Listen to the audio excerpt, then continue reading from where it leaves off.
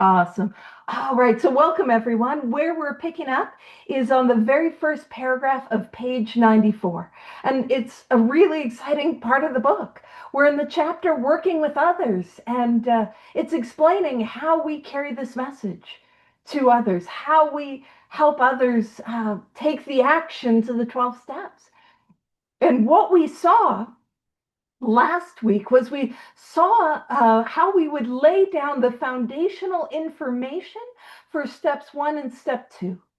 And so last week we laid down the information for the prospective newcomer, for the potential sponsee of what step 1 looks like. And we dove into the allergy of the body, that once I start, I cannot stop, but explicitly looked at the obsession of the mind, that thing that happens when I'm sober, the thought that happens when I'm sober that takes me back again and again and again to the first drink, drug, hoot, whatever brings you to this all-inclusive study. And then we spoke about step 2. And the second step is all about just believing that there could be a solution. A solution exists. I don't have to be open to religion. I don't have to be open to the three-letter word God. I don't need to be open to that. I just need to be open that there is a solution. And we shared from our own experience of what that looked like. So now, as we dive in on page 94, first full paragraph, what we're doing is we're going to have lay down the information and the experience for the third step. So that's what we're doing. So I just wanted to say we did step 1, we did step 2. Now let's have a look at how we explain the third step. So it says, page 94, first paragraph, welcome, outline the program of action. What is our program of action? The 12 steps. So let's outline the 12 steps. And it says, explaining how you made a self-appraisal. Oh, where the heck did I do that? When did I do that? Was step 4. So we're going to explain, just in a general way, the fourth step, how you straighten out your past. Now, let me tell you, that was a little curvy. So how do I straighten out my past? Well, that happened in the ninth step. And why you are now endeavoring to be helpful to him. And as you guys know, we emphasize that word helpful because this chapter is working with others, not working on others, not fixing, managing, saving, curing, codependent, intensively on them. No, it's working with them, shoulder to shoulder upon this common journey.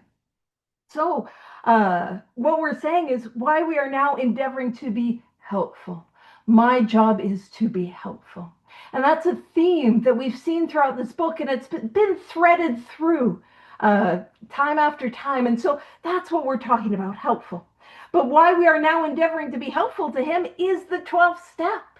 So we're laying down our program of action. So we're explaining the course of action that I need to take in order to achieve sobriety in whatever 12-step fellowship you are a part of. That's what we're doing. And this is how we know the 12 steps are experiential. Welcome, we're on page 94. This is how we know they are experiential and not based on opinion or ideas. It says, actually, he may be helping you more than you are helping him. Man, that sounds like you've absolutely lost your mind. You know, you've worked with a sponsee, and you're like, you shared this with them, or maybe it was your sponsor who shared this with you and said, actually, you know what? You're helping me way more than I'm helping you. And I know what I thought, which was you're absolutely out of your mind. You're full of a substance, and I won't tell you which one it is, but it starts with the letter S. You know, you're full of it. That, like, absolutely not. There's no way.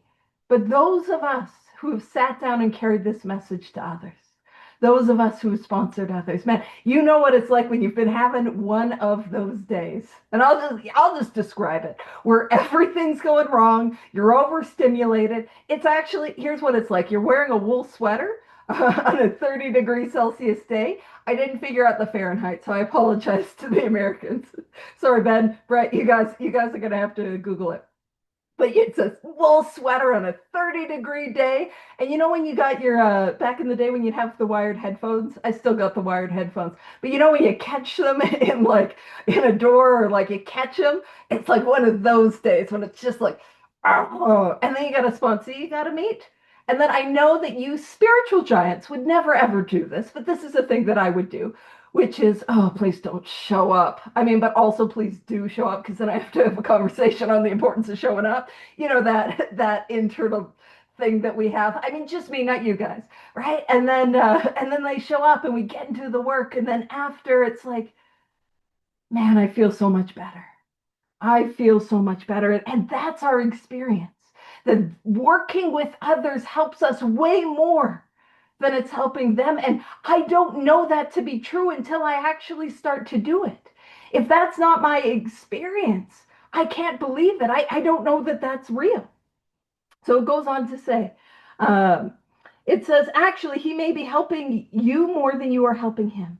Make it plain that he is under no obligation to you, that you hope only that he will try to help other alcoholics when he escapes his difficulties.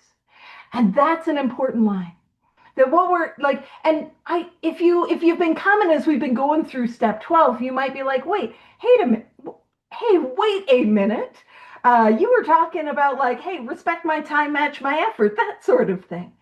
And I just want to be very clear. I can communicate early on, and I found it imperative to communicate early on that if we book a time together, that you keep that time.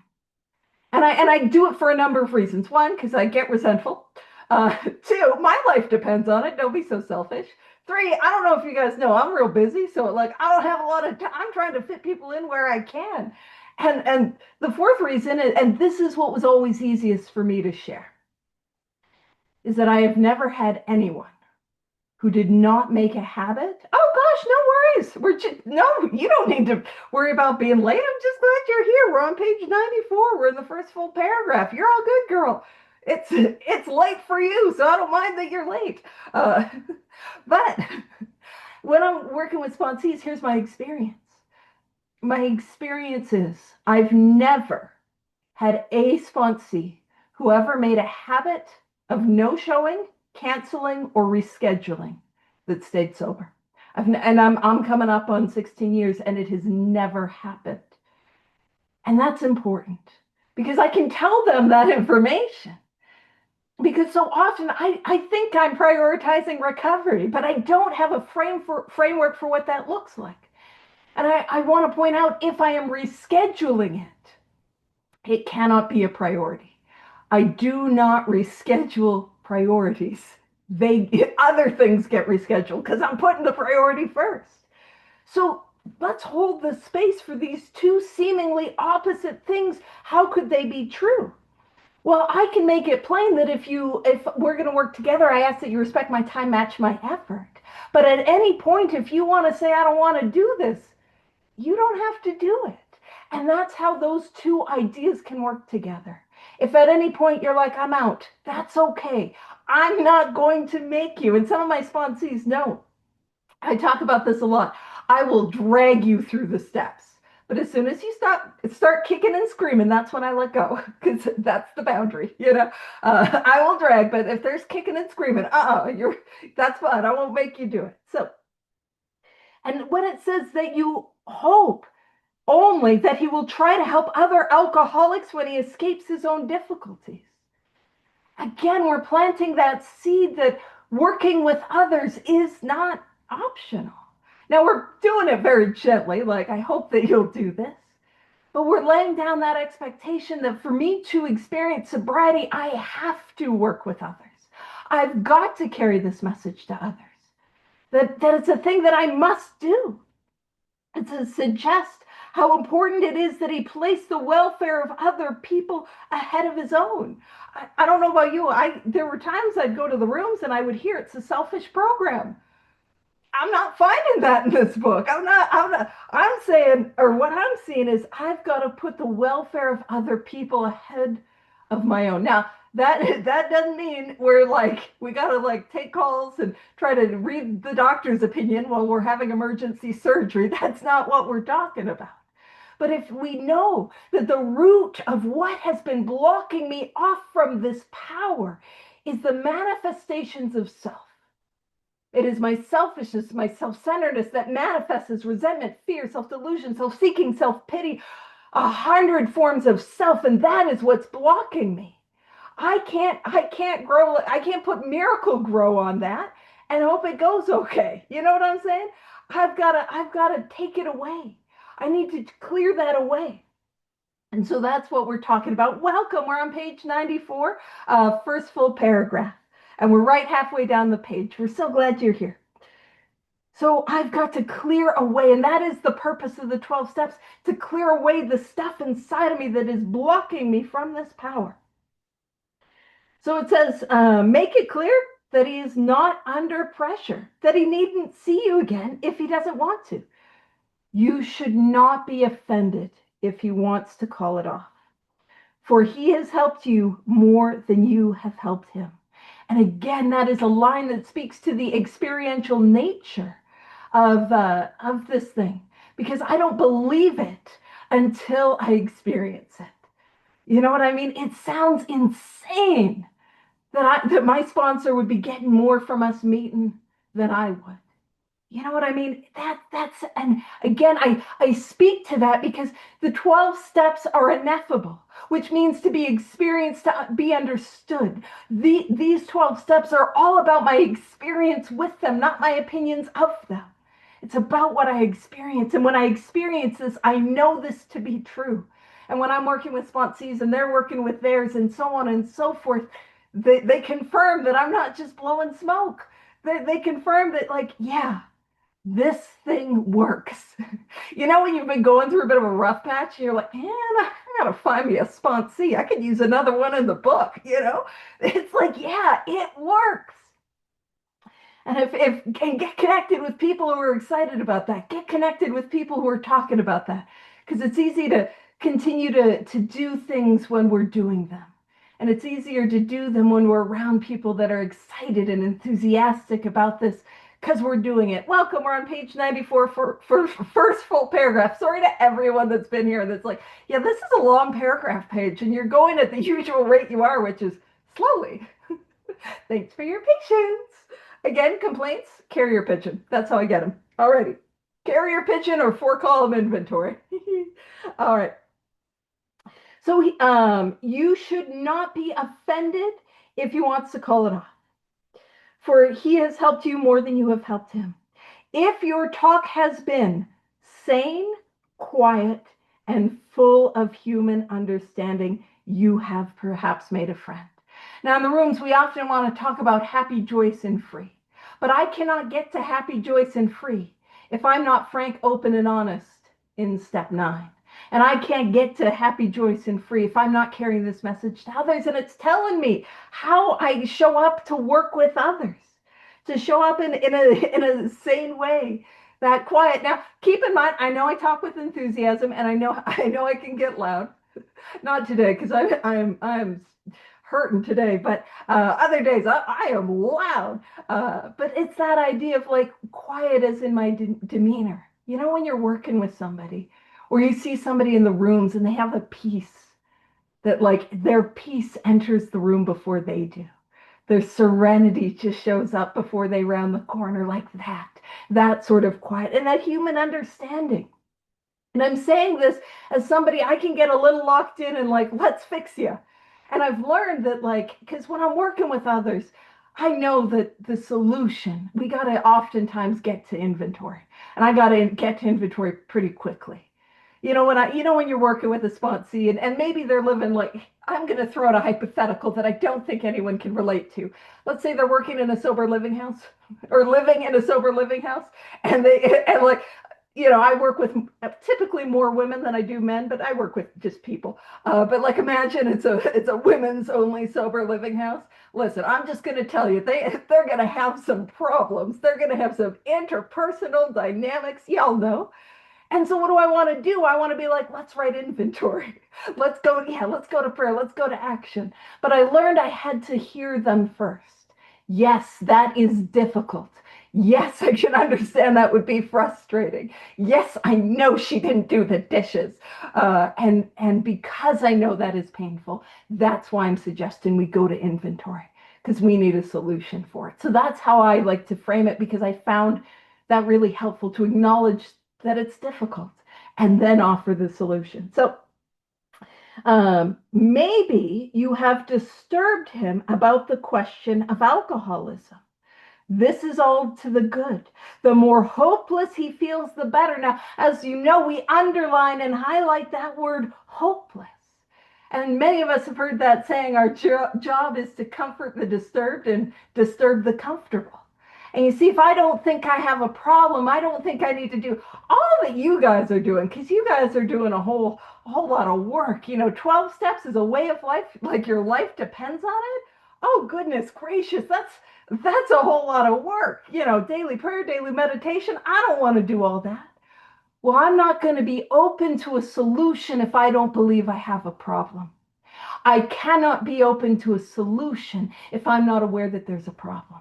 And when I understand what this illness is and the hopelessness of it, again, because I've got an allergy that means that once I start, I cannot stop, but I have an obsession that means I will start again. Yes, I will relapse. I will do it again. When I see that relapse is inevitable, I see that relapse is around the corner, that opens me up to grab a hold of the hope that is on offer, but I've got to be in that place of hopelessness, in that place of desperation to grab a hold of the hope.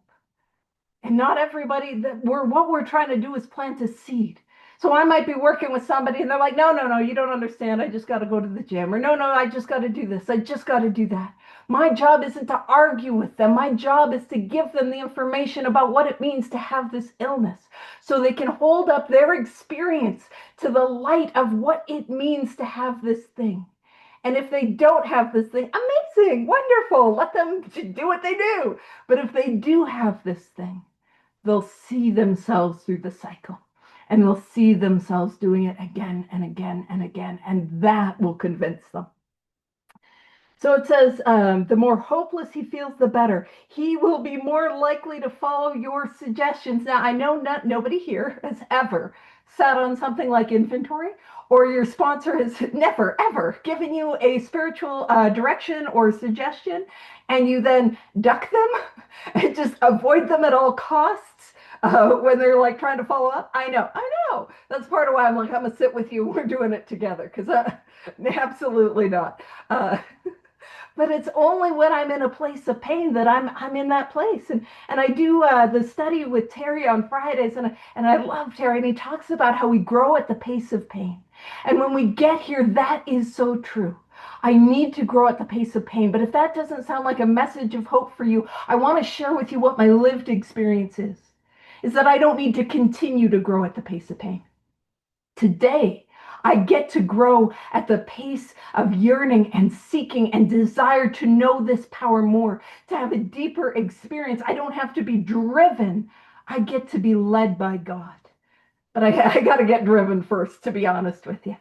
But if I'm willing to do this thing with consistency, with momentum, man, it will carry me and I will get the gifts and I will get the relief. And I'm like, man, I got to have more of this because this is something that has worked at a depth that I never thought possible. So it says your candidate may give reasons why he need not follow all the program. What? And this is I love because it's just telling us exactly what we're like. I don't need to do that. He may rebel at the thought of a drastic house cleaning, which requires discussion with other people. So that 4 through 9 process, in the first place we tend to balk, is step 5. The second place we tend to balk is step 9. So they might be like, whoa, I don't want to do all that. And I point this out because every time the book meets me where I'm at, the book does not expect me to be perfect. The book does not expect me to be perfectly willing or open or honest. The book meets me in my imperfection and takes me where I need to go. And if that's what a book written in 1939 can and will do, is it not possible that God can and will do that? And while I am human and deeply, deeply flawed, deeply, and frequently wrong. You can ask my sponsor about that. Actually, my sponsor's nice to me. This is the first time I had a sponsor that's nice to me. I'm like, this is lovely. You're not mean or nothing. Anyway, but it's like, can I try to meet my sponsees where they're at? That doesn't mean I'm taking a whole bunch of like missed appointments, but can I meet them where they're at? Can I approach them with that compassion, with that curiosity, and the mindset of how can I most be helpful? And I need God's help for that, let's be real. So that's not happening on page time. That is God flowing through me. So it says, so that human, I might like rebel. It says, this is the direction. Do not contradict such views. Don't fight. The more I fight, the more I'm going to get entrenched, the more I'm going to be like, no, you don't understand. Instead, what are we going to do? Instead, tell him you once felt as he did, but you doubt whether you would have made much progress had you not taken action. So it's that, like, yeah, come and be like with them. Like, yeah, I get it. It's scary. I didn't want to do it either, which is not lying because nobody here did. I didn't want to do it either. But I wouldn't have had the experience had I not. Let's do it together. Let me help you. Right? So it's not us versus them. We're, again, walking shoulder to shoulder. So it says, on your first visit, tell him about the Fellowship of Alcoholics Anonymous. I will point out, in 2025, we probably met them at a meeting. They're probably aware. So we don't need to be like, hey, there's a fellowship. They probably already know. But it says, if he shows interest, lend him your copy of this book. And I'll be very transparent with you. This is the direction I do not follow. Listen, I know that there are people, and God bless them, and they are way more assertive than I am. They will lend their copy of the book. And it's so like, because then you've got to see me again because I'm getting my book back. Listen, if you run up a flight of stairs, I know I can't get my book back from you. So I'll get you one. I just won't lend you mine. but that sort of idea. And so I also want to point out that the laying down the information of the first 3 steps happened in a single visit. It was one visit. And I point this out because these 12 steps were not meant to be taken slowly. They were meant to be taken quickly. And I talk about this a lot, so I apologize for those of you that are like, yeah, Paige, we know. But for those that don't, yay. But here's the thing. When you would go to the bar, and you'd sit at the bar and you'd have one drink, and imagine, I'm gonna go full in the metaphor, and I promise it's gonna annoy everybody here, and I apologize for that. So imagine you're sitting down, maybe it's at the bar, maybe it's at home, but I'm just gonna imagine, let's say we pour ourselves a drink.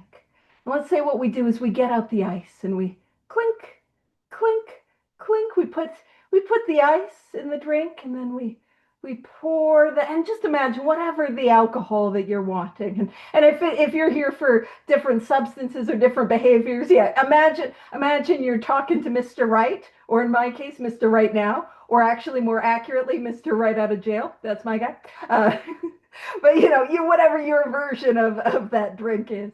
And imagine you're pouring that drink. And you set it down and you got the ice in and you get a little stir stick and you're stirring it around and you just tap it on the rim. And you know what we need? We need a little umbrella. I'm imagining it's like a whiskey, but we need a little umbrella. We need some fruit or olives or whatever. You know what I mean? And we put that on and then we just have a little sip. And we set down the glass of alcohol and after that sip, and we just start talking about the weather. Just having conversations or the sports. I won't bring up too much of the sports because some of the sports didn't go so well. But we're talking about the weather, the sports, and just imagine that ice begins to melt. You got a little layer of water at the top of your glass. Now, is there anyone here who ever drank like that? Absolutely not. And I know beyond a shadow of a doubt, I've annoyed everybody here. It's like, get it in you. But I come to Alcoholics Anonymous. Yeah, pinkies up. I come to Cocaine Anonymous. I come to whatever 12-step fellowship you're a part of. And that's how I want to do the 12 steps. I want to sip it. I want to take my time. But we know that if I do that, I'm not going to get the effect. So we want to go after it. And that's how I work with people. And again, I've shared this before, but I've never been sponsored in the way that I sponsor others. I sponsor others in a way that I found to be effective. I've never had a sponsor ever take me through the book line by line, but I found that to be effective in carrying that message to others. I've never had a sponsor ever sit with me and help me with the 4-step. I did that on my own. But I found when I sat with them, it helped them get it done. I never had a sponsor ever help me with an event, ever, other than go do it. And so when I sit with my sponsees, I take them through that whole process.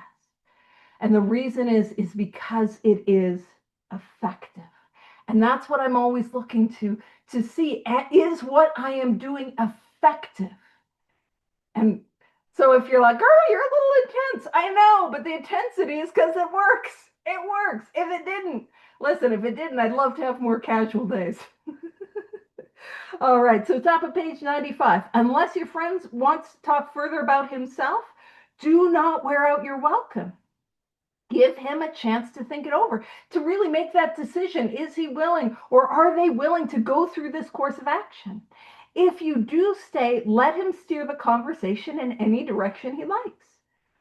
Now, this is an important line that is often taken out of context.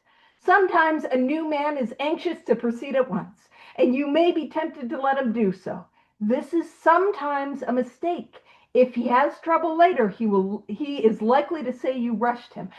So context is important. The context is our first meeting of this person and moving them on step 4 in the first meeting of this person. That might be a little rushing that. But I've seen that taken out of context and, oh, you got to take your time. But I found that the slower I go, the harder it is to do and the more I lose momentum. So again, the context of that sentence. And it says, you will be most successful with alcoholics if you do not exhibit any passion for crusade or reform. Now, as we get into the next chapter, we're oftentimes, now I'm a big fan of the next chapter because we get to have a really cool experience. Almost nobody comes to the next chapter and finds it interesting or useful or helpful, and we think it's outdated, we should get rid of it. But the problem is we don't study it, and we don't get the context of it. So we have a radical experience, and we get to see that chapter in a whole new way as we go through it and as we study it, and it has become incredibly helpful as I've worked with others. But what I will say is this chapter is also a product of its time. And so when it's telling us to not exhibit any passion for crusade or reform, I do think it is talking about like, hey, we don't necessarily want to be banging on a drum. But the context of what was happening in the United States at this time is there was the 18th Amendment had been repealed just a number of years previously.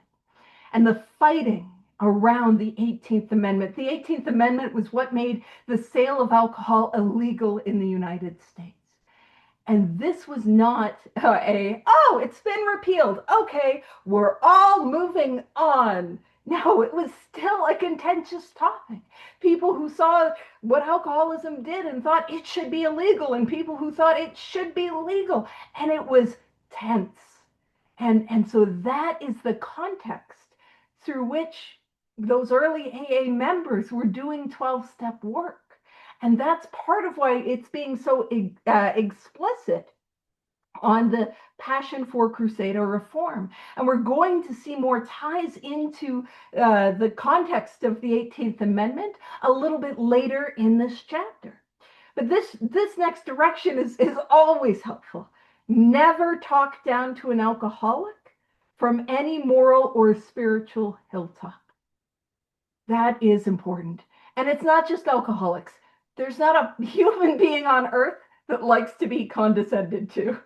And my best friend for many years, whenever the word condescension or to be condescending would come up, and I would only do this to my best friend because that is the context. Context matters.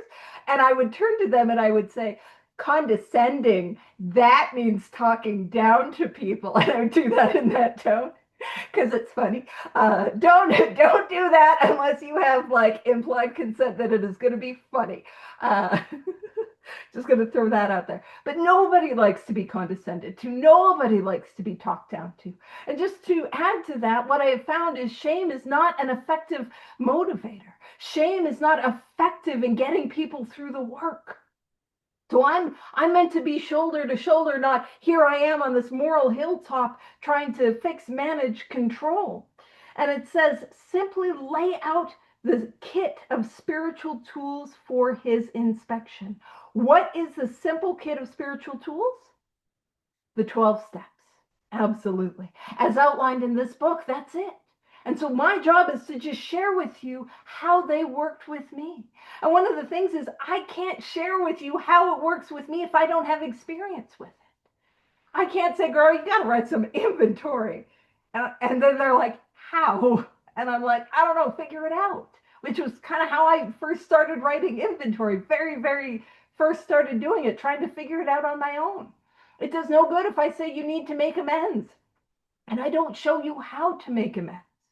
But when I can show you from my own lived experience how inventory works in my life, the more I'm able to help you. And that's the thing is I don't continue to work these steps just because I need to stay sober. I continue to take this course of action, of course, because I need to stay sober, because I will continue to get blocked with resentments, fear. Never underestimate the restorative power of the human ego. That thing pops right back up. But I also need to continue to have my lived experience with inventory, with step fives, whether they're formal fives or in the 10th step. Whether it's my 6 and 7 in a formal after the quiet hour or in again the 10th step, and my experience with amends. The reason I need to do it is because the more I do it, the more I'm able to help you. And it doesn't matter what you bring to me today. I'm like, oh, we can inventory that because I've got so much experience with my own inventory and helping others. Now, there's this thing that often happens. And I'm not calling anyone out, but I know for me, there's been times where early in sponsoring, I would want to subconsciously slow them down because I was a little afraid of how I was going to help them on 4 through 9. And that doesn't help. What I found to be most effective is just dive in. Like, let's go after it. Let's do it together. And I promise every time when somebody's written down a resentment, I was like, oh boy, what's this going to look like in the 4th column? Like, yikes. It works. If they're willing to really do it, it just gets there. So what I'm trying to say is that encouragement of building that momentum, building that consistency, like having as the person that's working with them that sense of urgency to help them to do it. And it says show him how they worked with you. So share my experience with them. Offer him friendship and fellowship. Tell him if he wants to get well, you will do anything to help. And I mean that. Like when I say that, if you're willing to do this, I will do anything I can to help you get through this. Anything I can to help you have a spiritual experience. That's my job. That's my responsibility. And man, when I live in that way, man, it is incredible what my life looks like. But if somebody doesn't want to, that's not my job. My job isn't to convince them. That is the responsibility of alcoholism. Yeah, and as Rob knows, I've made a little like flow chart of the like if this then this. So if you're interested, I don't have it in me to pop it on the screen right now, but I got that flow chart. And so if he is not interested in your solution, if he expects you to act only as a banker for his financial difficulties or a nurse for his sprees, you may have to drop him until he changes his mind. This he may do after he gets hurt some more. See, my job isn't to do the convincing. That is the responsibility of alcoholism. That is the responsibility of addiction. Great love and great suffering are our only disciplinarians. We need no others. And when it says offer him friendship and fellowship, that's my job. To be armed with facts about myself, to have experience with these steps, to offer those to others, that's my responsibility. And the responsibility of alcoholism, of drug addiction, of whatever brings you to this all-inclusive study is to beat somebody like me into a state of reasonableness. And here's, for somebody like me, this paragraph was super important because I would work with a lot of people and I would try to convince them to do the steps. And they weren't. Now, to be fair, I was not lending them money. So I had the awareness that that was a good boundary to have in place ahead of time. But I for sure was an emotional nurse for many of their sprees. And I would want to fix and save and manage. And man, early days of sponsoring, an early sponsor that I had was like, if you text me 911, I'll drop what I'm doing and I'll call you. And so, I'm trying to do what my sponsor does. And I would tell people that. And I had this one that I was working with, and I told her that. And I don't think she texted me anything other than 911. I think those were the only text messages I got. And then I would drop what I was doing. I would give her a call. And I remember one day it was like, okay, well, it's like in the evening time. Okay, why don't you go to this meeting and then call me after? And she's like, no, I don't want to go to a meeting. And I'm like, internally, I didn't have the ability to vocalize it, that it's not actually an emergency if I'm not willing to follow the directions. But I had to learn. And I didn't want to be seen as mean or bad or wrong. But what I've learned is this is what I have to offer. What I have to offer is these 12 steps out of this book and my experience with it. And if you want it, I'll do anything I can. But if you don't want to do it, that's okay. That's okay. If you want somebody to just vent to about what your boyfriend's doing, amazing. Go find that person. I want that for you. It's not me. I'll help you write inventory on it. Like, that's who I am. And it's just about being honest. And so, yeah, it's the difference between trying to carry the mess versus trying to carry the message. And it also taught me that flexibility in sponsorship.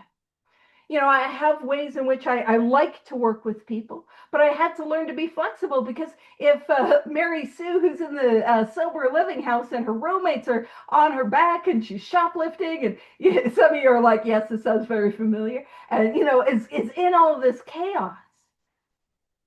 Sometimes it's helpful to do what I call calling an audible, where in football, where you change the play at the line of scrimmage. Apologies for those that are like, I'm not here for the sports. My sincere apologies. But it's like I changed the play, and we utilize inventory, even if we're on step one. And the reason I do that is because for a long time, I'd be like, okay, we'll get to it at step four. We'll get to it at step four. And they kind of just pettered off. And here's what I found. If they'll write those columns together with me now, they'll start to awaken to like, oh, it'll take the fear out of that fourth step. They'll see what it's about. And if they don't, guess what? They weren't going to do it anyway. So yeah, that's what I found really helpful. So it says, if he is sincerely interested and wants to see you again, ask him to read this book in the interval. So this is, that's the direction. Now, what I will say in 2025, a lot of us don't have, like I wasn't a dummy, but I couldn't get what the book was telling me. I couldn't make sense of it on my own. So when I work with sponsees, my ideal way of working with sponsees is to meet with them on a daily basis for at minimum an hour, ideally more, where we go through the book line by line, just as we're doing at this study. And that allows us to get through the book quickly and thoroughly. And the reason I emphasize that thoroughly is because I don't believe my responsibility to my sponsees is simply to take them through the work. That's a part of it. But my responsibility to them is also to take them through the work in such a way that they feel comfortable sponsoring others. And what I found is that line by line experience, especially now, I am doing gross generalizations. I am leaning quite heavily into broad stroke stereotypes, but I sponsor people. And so when I work with women, typically they'll be like sober, gone through the book, and it's like, I don't know if I could sponsor anyone. So it's like, I gotta like push them into it. But when I sponsor men, it's almost like I gotta slow them down. Like, wait a minute, we haven't even opened the doctor's opinion, buddy. No, you can't sponsor, like, and again, broad strokes on that one. Again, if you're offended, I will take it in 4-column inventory or carrier pigeon. But that's just kind of been my experience with it. And so when I take people through line by line, they're able to match their experience with what's in the book, and it helps them to be more comfortable in sponsoring others and even to be more flexible in sponsoring others. So that's why I do it in that way. But there are also times where we don't have that time. And I'm saying that as somebody, we can read through the book very quickly when we move at the pace that I like to work with. But if I'm working with somebody who can't stay sober a week, we're going to have to take the action and go back and read after. Now, not everybody has the time, like I got a lot of time available. This is what my time goes to, is a lot of this. But not everyone has the same time availability that I have, and I'm blessed to have, and I really mean that. And so when it says, ask him to read this book, this is where we get to utilize things like big book studies. And the big book studies that are recorded. You can find them on the YouTube channel, which Rob put in the chat, I wasn't meaning to do a shout out, but like we can utilize these things to help supplement, to help. And so it says, after that, he must decide for himself whether he wants to go on. He should not be pushed or prodded by you, his wife, or his friends. If he is to find God, the desire must come from within. And that's an important line.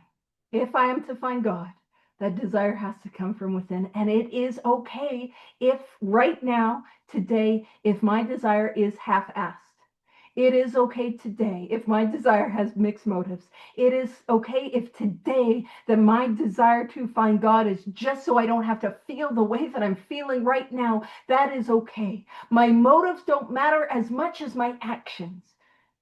And that's my experience. But here's the thing. I have also found I cannot nag people into recovery. And listen, I will codepend with the best of them. I can't manipulate them into recovery. I can't threaten, plead, beg. I can't do it. And here's my experience. The more that I try to force it, what's been our experience? The more we try to get forced into recovery, the more I'm not open. It doesn't work. So again, this is a theme we picked up on page 18, and we're going to see it again as we get into those later chapters. And I point this out that we're talking about, hey, trying to force them into it does not work, because it's not a new idea. As we get into some of the later chapters, we're going to see that it's a theme that they're talking about right here and working with others. So it's not like those chapters are just extras. They're continuing threads that we see throughout this whole book. So it says, if he thinks he can do the job in some other way or prefers some other spiritual approach, encourage him to follow his conscience. So if they don't want to do the steps, if they just want to go to meetings, if they want to do a different recovery modality, if they want to get into a relationship, that'll fix it. Yikes. Been there. If they want to do it, it's like, okay, go do it. Now that might seem like super counterintuitive, but let's use the relationship one as an example.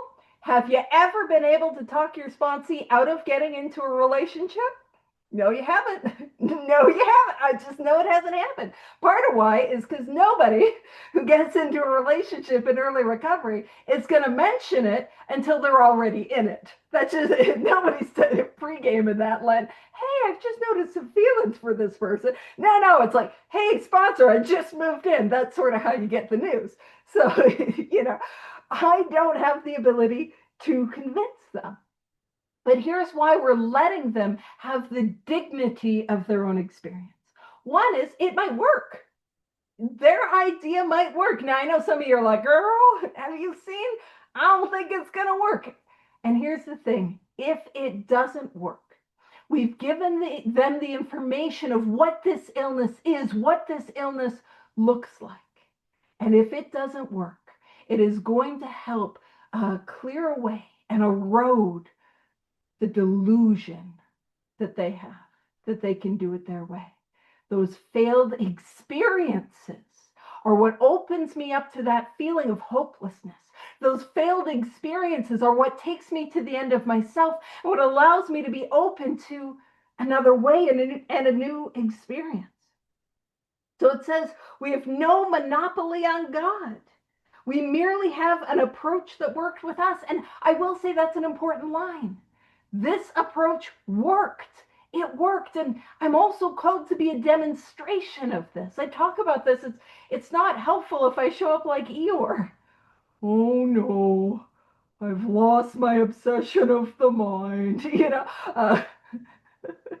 Like and I'm not talking about putting on airs. I'm not talking about wearing masks and pretending to be somebody that I'm not. I'm talking about working this thing as a way of life, like my life depends on it, because it does. So that you cannot deny that there has been a change that has happened to me. So that you can see that. And it's not about, she's BSing. It's like, yeah, something's happened to her. And so we have an approach that worked with us. But point out that we alcoholics have much in common, and that you would like in any case to be friendly. Let it go at that. So leaving it on good terms. I always try it with sponsees if they do the drift, or, I always try to leave it so that my hand's out. So it's like, hey, if you want to come back, if you change your mind, I'm here for you. That sort of thing. And I know that it's often easy to fall into that black and white thinking with it too, where it's like, well, I don't chase my sponsees. Well, I don't either. But if they've been consistent in us working together and then I don't hear from them for a couple days, that's weird. I'm going to reach out and see if they're okay. You know what I mean? And again, I'm going to we're going to do this thing. But if they start kicking and screaming, that's okay. Y'all don't got to, So page 96. Top paragraph, and this is also, and I feel like I gotta make the joke about the confused sponsee. So this is part of why I sponsor in the way that I sponsor. So by some miracle of miracles, we've got a confused sponsee. Now that confused sponsee shows up and is like, "Hey, sponsor, I've fallen, head over heels in lust with somebody, maybe somebody in the rooms, the blue of their eyes matches the blue of their grippy socks, uh, I've been there, and so the sponsor is like, okay, here's what I want you to do. I want you to go home and I want you to read out of the book the directions on what to do about relationships. Why don't you have it? It should be easy to find. Most of it is on page 69. And the sponsee, with good motives and good intentions, is like, absolutely, I'm going to go to page 69. Then they, start talking with people as they're smoking outside of the meeting, and then, maybe they do the Denny's. I don't know if many people do the Denny's on after. But they do the truck stop diner back in the day, and doing that. Then they get home and they're like, all right, I'm going to be a good sponsee. What did my sponsor say to do? Right. What page is it? Page 96. That's it. All right. So these are the directions on what to do about relationships. Do not be discouraged if your prospect does not respond at once. Search out another alcoholic and try again. You are sure to find someone desperate enough to accept with eagerness what you offer, which is not good dating advice. And so that's why I like to read the book with them, so they don't have a confused sponsee moment. But this is also helpful. Like, don't be discouraged if your sponsee isn't interested or doesn't respond right away. Sometimes that's mean, right?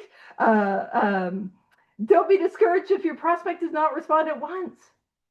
So search out another alcoholic and try again. So if all I'm trying to do is plant the seed, I can't necessarily make them interested, or I can't necessarily make them open, but I can give the information and let go of the results. And so search out somebody. And that's the thing is, and this is kind of helpful if you have somebody that you feel close to. And I don't mean this in a romantic sense in any sort of way, but we just fall in love with people here. You know what I mean? It is hard to not watch to fall in love with somebody is you watch the light come on in their eyes and you see them grow into, and you're just rooting for them.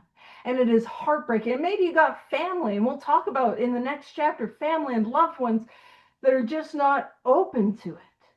And it's like when I have somebody that I'm working with that's just not open, just doesn't want to do it, somebody that I would give anything if I was able to give them this message, what I found the most helpful thing to do is go find somebody who wants it. Go find somebody. And that's the thing. Go find them. I got to approach them. I got to reach out to them. I've got to seek them. And the reason is because whoever I'm sitting down with, whoever I'm sitting with, they are that person for somebody in their life. There is somebody in their life who would give anything and everything if they could just get recovery. And I get to bring that to the world. So you will find somebody. We just got to look for them. And as we kicked off the chapter, we talked about places we can go to find them. It says, if we find it a waste of time to keep chasing a man who cannot or will not work with you. And if somebody's willing to show up and do the work, I'm willing to show up and do the work. For me, it's really like if they're not doing it. And honestly, I find it easier to work with chronic relapsers than I do other groups of people or I will say chronic relapsers easier to work with than people who have been sober a long time, but is dry. Chronic relapsers, yeah, we can just get going, like a little bit easier to work with. So find people that are open to it. But it says, if you leave a person alone, he may soon become convinced he cannot recover by himself. So again, giving them the dignity of their own experience. To spend too much time on any one situation is to deny some other alcoholic an opportunity to live and to be happy. And I'm not talking about somebody who's given it their best and is relapsing. I'm talking about somebody that's not interested. And action, that is a language. If they're not showing up to appointments, if they're not, if they're canceling, that's a language. That's communication. They're not interested.